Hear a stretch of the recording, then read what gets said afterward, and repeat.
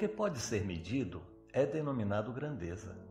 O enunciado mais comum diz que grandeza é um ente abstrato capaz de aumentar ou diminuir. São exemplos de grandezas o comprimento, o tempo, a massa, a temperatura, a velocidade, a força, etc. Medir uma grandeza é compará-la direta ou indiretamente com outra da mesma espécie tomada como unidade. Desta maneira, resulta a necessidade de definir para cada grandeza sua unidade. Medir, por ser um ato corriqueiro, talvez seja visto como algo banal e desinteressante. Entretanto, por trás das medidas que hoje utilizamos, existiu um verdadeiro campo de disputas, uma vez que, para uma medida ser útil, ela precisa operar como um conjunto de suposições que sejam compartilhadas entre todos. Em certo momento da história, tornou-se impossível continuar com o uso de diferentes unidades para medir uma mesma grandeza, fato que ainda era comum até o século XVIII, quando as medidas variavam não só de nação para nação, mas também dentro das nações, dificultando não apenas a realização de transações comerciais, como também o compartilhamento dos resultados das pesquisas realizadas pelos acadêmicos. A troca de bens materiais como de informações reclamavam pela existência de um padrão de medidas como linguagem universal. Foi com a Revolução Francesa que surgiu a oportunidade de se desvencilhar dos grilhões do hábito para construir um mundo novo.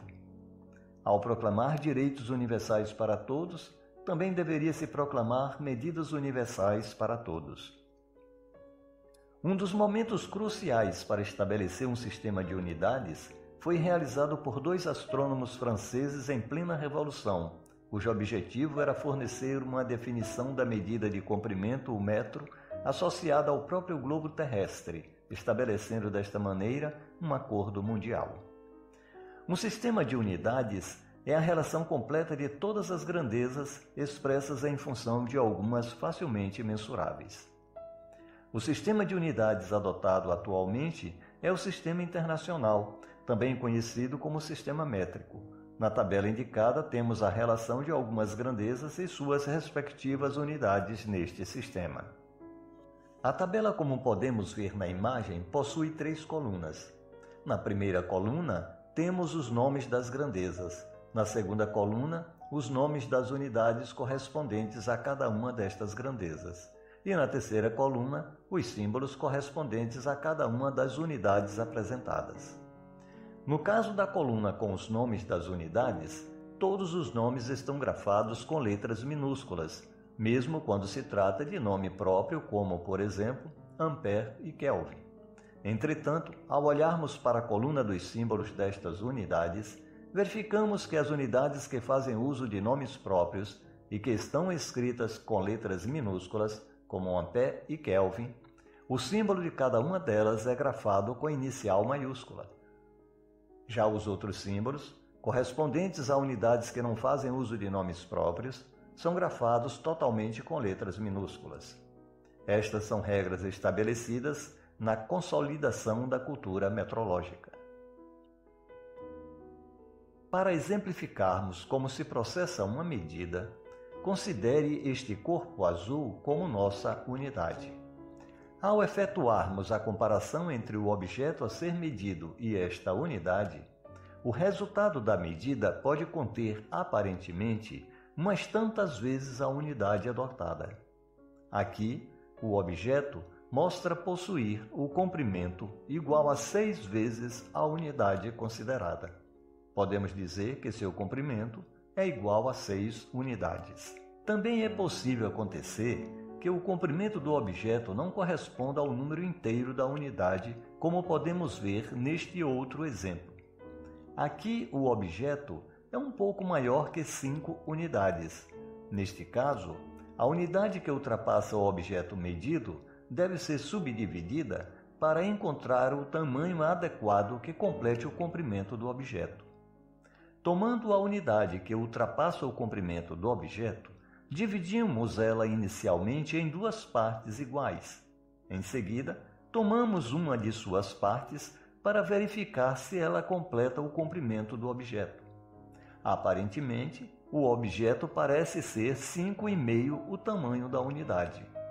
Claro que se olharmos com mais cuidado, veremos que o tamanho da subunidade obtida ultrapassa o tamanho do objeto. Para alguns casos, este resultado não tem importância e aceitamos o valor como 5,5 unidades de medida.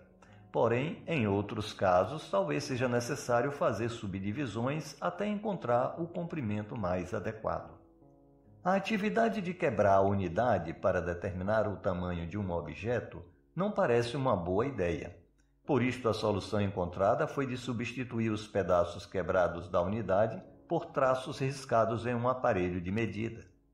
A distância de um traço para o outro passou a ser o menor fragmento que se pode ter certeza na medida. Estes menores pedaços alinhados passaram a ser chamados de escala do aparelho de medida. A precisão de um aparelho de medida está relacionada com a sua escala.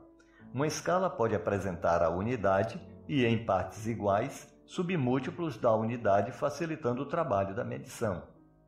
Quanto mais subdivisões uma escala apresentar, mais precisa será a medida. Aqui temos um exemplo de uma escala dividida em 10 partes. Cada uma destas partes pode ser subdividida em 10 partes e cada uma destas partes, por sua vez, pode ser subdividida novamente em 10 partes e assim sucessivamente. Estas subdivisões têm um limite. Este limite reflete as limitações da medida.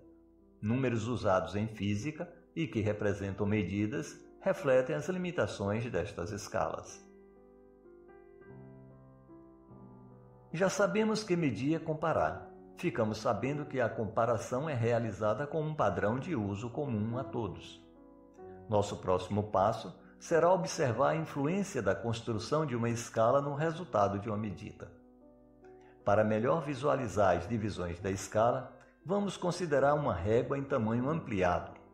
Esta régua apresenta apenas divisões em centímetros em uma escala de 0 a 7 centímetros. Comparando o tamanho do objeto com a escala utilizada, fica evidente que o objeto possui um comprimento que se encontra entre 6 e 7 centímetros. Podemos garantir que ele tem comprimento 6 centímetros porque vemos claramente que ele ultrapassa a marca do 6, mas não temos certeza de quanto ele é maior que 6 centímetros porque não existe, no aparelho usado, qualquer marca para comparar entre o 6 e o 7 com a extremidade do objeto medido. Se representássemos o comprimento deste objeto apenas como 6, haveria um erro muito grande em relação ao tamanho real mostrado pelo objeto. O bom senso recomenda estabelecermos quanto o objeto é maior que 6 em uma tentativa de adequá-lo a um tamanho próximo ao observado.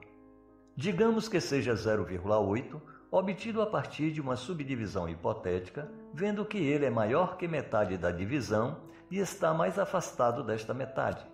Ao contrário do algarismo 6 que foi lido no aparelho, este valor 0,8, por ter sido arbitrado, é um valor duvidoso. Outra pessoa poderia estabelecer para ele o valor 0,7 ou mesmo 0,9. O resultado obtido na medição será razoavelmente expresso como 6,8 centímetros. Dizemos que o algarismo 6 é um valor que se tem certeza, porque ele existe impresso no aparelho, e o algarismo 8 é duvidoso por ter sido arbitrado. A partir destas observações, podemos afirmar que as medidas poderão apresentar algarismos que se tem certeza, uma vez que são indicados no aparelho, e terá que ter um algarismo duvidoso arbitrado a partir das divisões existentes na escala do aparelho. Estes algarismos que representam uma medida são denominados algarismos significativos. A ideia de algarismos significativos ajuda-nos a evitar números ilusórios e cálculos desnecessários. Continuando com o mesmo objeto, vamos medi-lo novamente, porém usando uma outra régua. Esta régua apresenta subdivisões nas divisões de cada intervalo em centímetro e, por isto, é um aparelho de maior precisão. Usando esta nova régua, constatamos que o comprimento do objeto está entre os valores 6,7 cm e 6,8 cm. Estamos vendo que ele é maior que 6,7 cm, mas não sabemos o quanto ele é maior que 6,7 cm. Procedemos da mesma maneira anterior, arbitrando um valor que esteja dentro do intervalo 6,7 e 6,8. Isto já sabemos fazer. O intervalo é subdividido, atribuindo a existência de 10 partes iguais. Também é possível constatar que a parte final do objeto está mais próximo de 6,8 do que de 6,7. Levando em consideração estas observações, o valor arbitrado pode ser de 0,09 cm, por exemplo, e o resultado obtido fica expresso por 6,79 cm. Nesta medida, temos dois algarismos corretos, ou seja, algarismos que foram fornecidos diretamente por divisões indicadas no aparelho, mais um algarismo duvidoso, este arbitrado. A partir destes exemplos, concluímos que o comprimento de um mesmo objeto apresenta valores diferentes quando medido por aparelhos com diferentes graus de precisão. Portanto, não faz sentido falar em valor verdadeiro de uma medida. O correto é afirmar que existem valores mais precisos do que outros. Uma vez que medidas são representadas por algarismos significativos, o número de algarismos de uma medida obrigatoriamente será limitado. Entretanto, um número que não é resultado de medida pode ter quantidade de algarismos ilimitados.